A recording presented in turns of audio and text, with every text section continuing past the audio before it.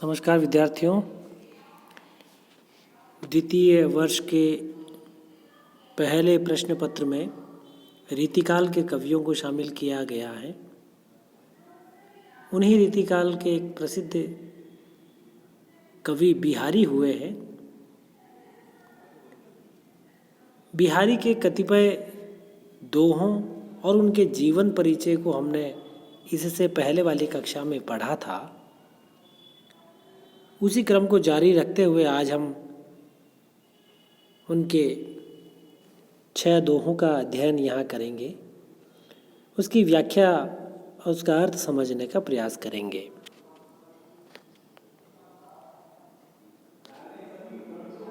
पहला जो दोहा है बिहारी का, जो यहाँ दिया गया है, वो नायिका के सौंदर्य को उद्घाटित करता है।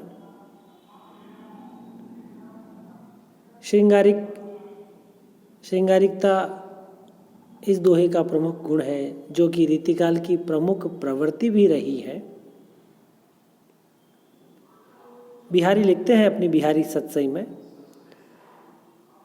पत्रा ही तिथि पाई ये वा घर के चहु पास, नित प्रति पुण्योई रहे आनन ओप उजास।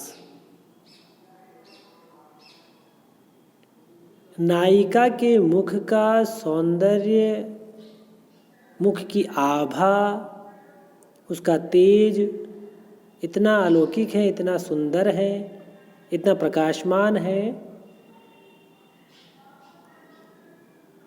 कि उसका मुख पूरा ही पूर्णिमा के चांद की तरह चमकता रहता है। और उसके मुख के चमकने से, पूर्णिमा के चांद की तरह चमकने से, चांद को देखकर जिस प्रकार तिथि का पता लगाया जा सकता है, चंद्रमा की कलाओं की घटत बढ़त के आधार पर तिथि को ज्ञात किया जा सकता है, परंतु यहाँ पर अतिशयोक्ति के रूप में बिहारी नायिका के मुख के सौंदर्य की तुलना पूर्णिमा के चांद से करते हैं। और वे यहाँ पर लिखते हैं कि नायिका के मुख के सौंदर्य और पूर्णिमा के चांद की तरह चमकने से उस घर के आसपास के जो लोग हैं वो तिथि का आकलन नहीं कर पाते हैं। क्यों? क्योंकि नायिका के मुख की शोभा पूर्णिमा के चांद की तरह होने से वहाँ पर हमेशा पूर्णिमा की चांदनी बिखरती रहती है और तिथि का ज्ञात नहीं हो पाता है। हमेशा पूर्णिमा तिथि के रूप में वहाँ दिवस लगता है। तो यहाँ ये लिखते हैं कि पत्रा ही तिथि पाइये, पंचांग देख कर ही तिथि का पता लगाया जा सकता है। वह घर के चहुपास, उस घर के चारों ओर जहाँ पर वह रूपवती सौंदर्यमयी नायिका निवास करती है, वहाँ पंचांग देकर ही तिथि का पता लगा सकते हैं। क्यों? क्योंकि नित प्रति पुण्योई रहे आनन ओप उजास। आनन कहते हैं मुख, ओप यानी शोभा, चमक, आभा, उजास यानी उजाला।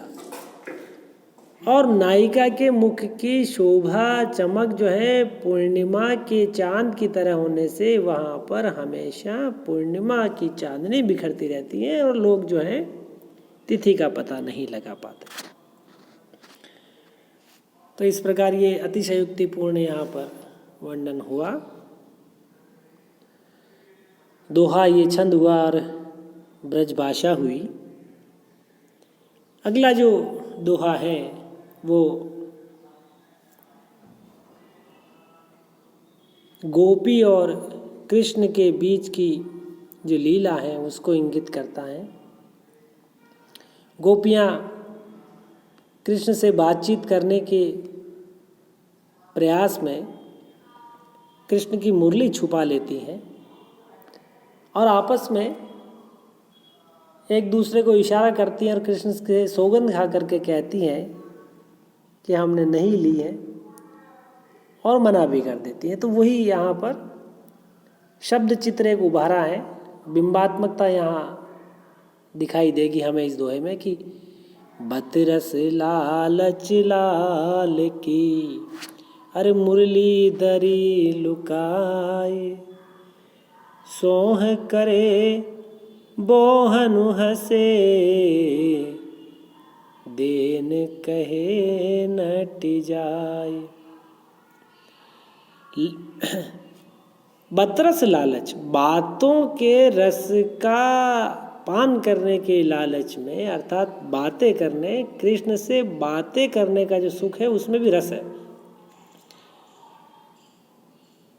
तो गोपियों ने कृष्ण से लाल यानी कृष्ण, तो कृष्ण से बातें करने के लालच में उसकी मुरली को छुपा लिया, लुकाए यानी छिपा लिया।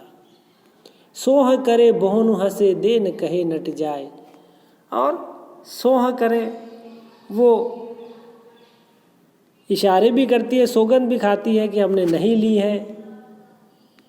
बहुनु हंसे, और इशारों में आंखों में हंसती भी है वो आपस में। और जब कृष्ण देने की कहते हैं तो नटी जाए यानी मना कर देती है। इस प्रकार एक जो लीला है गोपी कृष्ण की वो यहाँ पर नजर आती है, भक्ति इसमें हमें दिखाई देती है कृष्ण के प्रति। अगला दोहा, सगन कुंज छाया सुखद, शीतल सुरभि समीर, मनु है जात अजो वहे, हुई जमुना के तीर।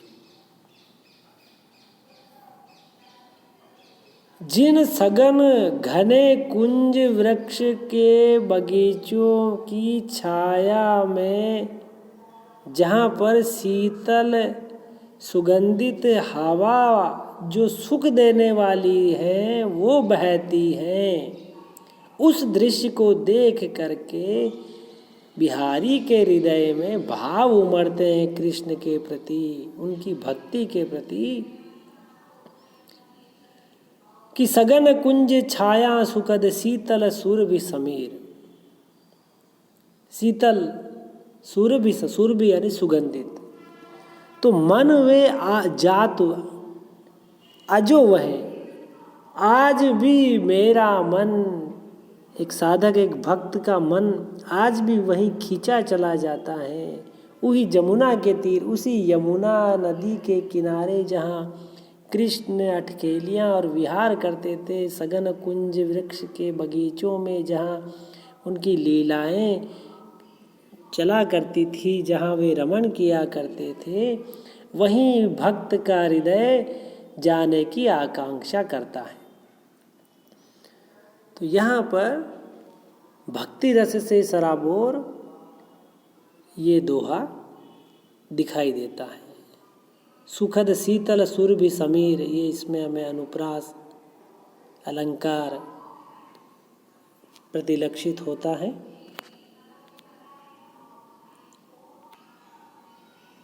ब्रज भाषा का ये सौंदर्य बड़ा ही अनोखा और अनूठा रीतिकाल का प्रमुख गुण और साहित्य रचना का प्रमुख आधार जो है ब्रज भाषा में, वो हमें दिखाई देता है।